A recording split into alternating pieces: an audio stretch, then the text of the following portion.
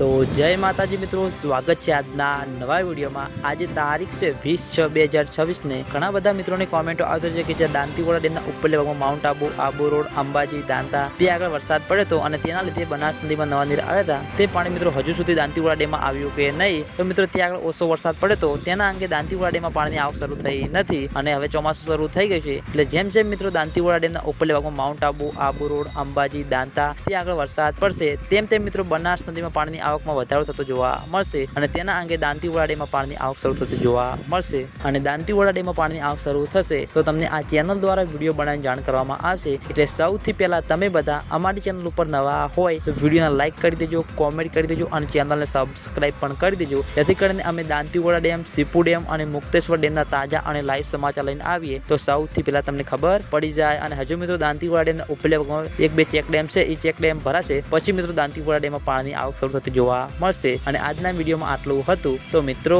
જય માતાજી।